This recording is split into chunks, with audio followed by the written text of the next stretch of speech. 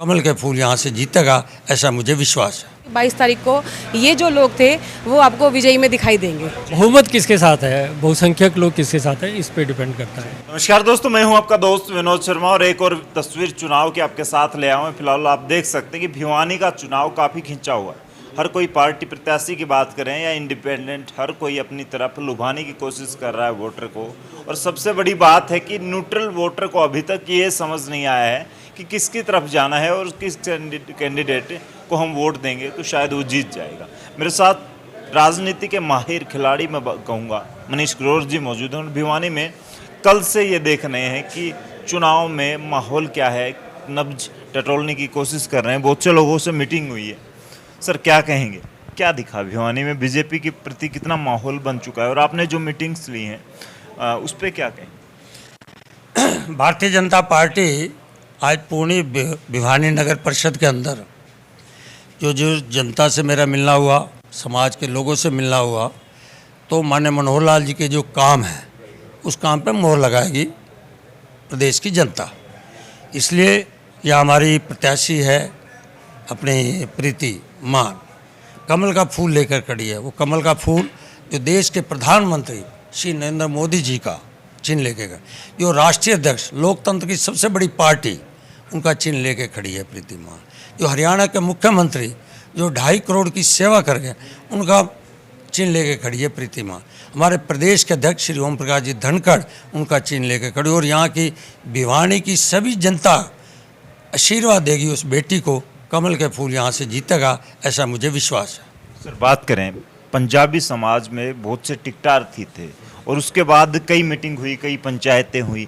कभी कोई आम आदमी पार्टी को 4 लोग इकट्ठा होकर समर्थन दे देते हैं, कभी 10 लोग इकट्ठा होकर अलग पार्टी को। तो आप लोगों से मिल रहे हैं, मामला क्या है? क्योंकि जिस तरीके से आप एक राजनीतिक खिलाड़ी हैं, राजनीति का कई सालों का अनुभव है, भिवानी में लगातार कई घंटों से मौजूद हैं, माहौल क्या नजर आया? जिस समाज में आप लगातार जा रहे हैं, जिस पंचायत के बीच में जा रहे हैं, वहाँ पे माहौल क्या? मैं बताया ना, भिवानी समाज के हर लोगों के बीच में जा रहा हूँ। टिकट एक है, मांगने का अधिकार सबको है। अब टिकट कमल का फूल एक कार्यकर्ता को मिली है और सारे कार्यकर्ता मन में पीड़ा आती है, कष्ट होता है, ये स्वाभाविक है, इंसान है।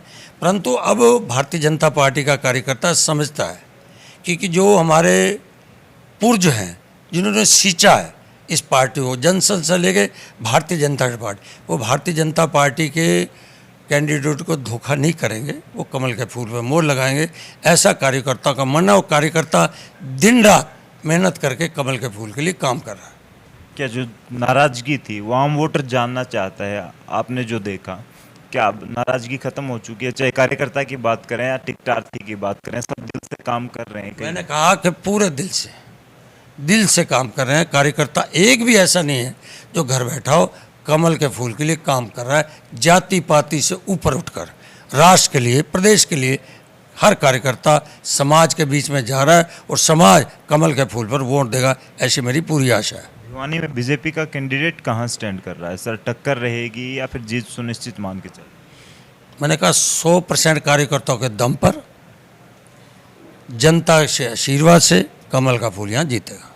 फिलहाल आपने देखा छोटी सी बातचीत, क्योंकि चुनाव में काफ़ी बिजी हैं। मनीष ग्रोवर जी की बात करें या फिर जो भी माहौल चल रहा है, लगातार आपको दिखा रहे हैं भिवानी में बदलाव आएगा या फिर दोबारा से कमल का फूल ही खिलेगा। क्योंकि पहले भी यहाँ पर जो समर्थित रहे हैं बीजेपी से, जो चेयरमैन रहे हैं, हालांकि वो बातें कुछ अलग थी। तो फिलहाल भिवानी में वोटर किस तरफ जाने वाले हैं, किस पर भरोसा जताने वाले हैं? आपको लगातार दिखा रहा हूँ चुनाव की तस्वीरें। कहीं ना कहीं बहुत सारी बातें, बहुत सारी वीडियो सोशल मीडिया पर, बहुत सारे मुद्दे उठे हुए हैं।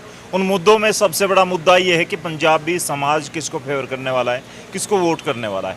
रोजाना पंचायतें हो रही हैं, ये लोग भी फैसला मुझे पता नहीं कर पा रहे या नहीं कर पा रहे। लेकिन आज मनीष ग्रोवर जी ने यहाँ सैकड़ों कार्यकर्ता और पंजाबी समाज से कार्यकर्ता थे, बड़े कद्दावर नेता भी यहाँ बैठे हुए थे।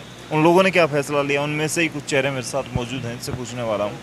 चलो साहब, क्या कहेंगे, क्या पंजाबी समाज बीजेपी के साथ आ चुका है या अब भी कोई नाराजगी? देखिए, पंजाबी समाज या हम 36 बिरादरी की बात करें तो सभी समाज जो है पार्टी के लिए समान, और सभी पार्टियों के वोट चाहिए होते हैं, सभी लोगों के वोट चाहिए होते हैं, और सभी का समान तौर पे जब तक वोट नहीं आ जाता 36 बिरादरी का नहीं होता है। जहाँ तक एक पर्टिकुलर पंजाबी समाज की आज एक बैठक थी, इन लोगों ने यहाँ पे सबने इकट्ठे मिल करके वो किया। और कोई ऐसा नहीं है, पंजाबी समाज जो है हमेशा बीजेपी के साथ था और है और रहेगा। ठीक है, कुछ लोग संभावनाएं तलाश करते हैं, वो कई प्रकार के दुष्प्रचार करते हैं। कुछ पार्टियां क्या करती हैं, कुछ लोगों को पकड़ लेती हैं। हर समाज के अंदर कुछ ऐसे लोग होते हैं जो इधर उधर की बातें करके समाज को बरगलाने की बात करते हैं। पिछले दिनों बहुत सी पंचायतें शहर में चल रही थी, उसका एक कैलकुलेशन करके उन एक आदमी का पीछे से लास्ट पॉइंट, उस आदमी के बारे में पूरे शहर में पता है कि वो आदमी की फितरत क्या है। उसने पूरे शहर को बेवकूफ़ बनाया। उस बेवकूफ़ी भरे सिस्टम से बाहर आ चुकी है जनता, और अब ऐसी कोई बात नहीं है। पंजाबी बेवकूफ़ नहीं बनेंगे, सही जगह वोट डालने वाले सही निश्चित तौर पर सारा समाज जो एकजुट होकर के 36 बिरादरी भारतीय जनता पार्टी को वोट दे रही है। क्या कहेंगे, ये जो मीटिंग हुई है आज लास्ट मीटिंग है, क्योंकि करो या मरो वाली स्थिति आ जाती है। चुनाव से पहले एक रात बोली जाती है, वो क़यामत वाली रात होती है। मुश्किलें और अटकलें लगाई जाती हैं बहुत सारी। तो क्या लग रहा है, पंजाबी समाज अब बीजेपी के साथ ही जाने वाला है या अब भी तोड़फोड़ होगी? देखिए, सबसे पहले तो ये समझने की ज़रूरत है कि कोई भी समाज एकजुट होके या इकट्ठा होके किसी एक व्यक्तिगत दल को या पर्टिकुलर उसके साथ नहीं जुड़ता। बहुमत किसके साथ है, बहुसंख्यक लोग किसके साथ है, इस पे डिपेंड करता है।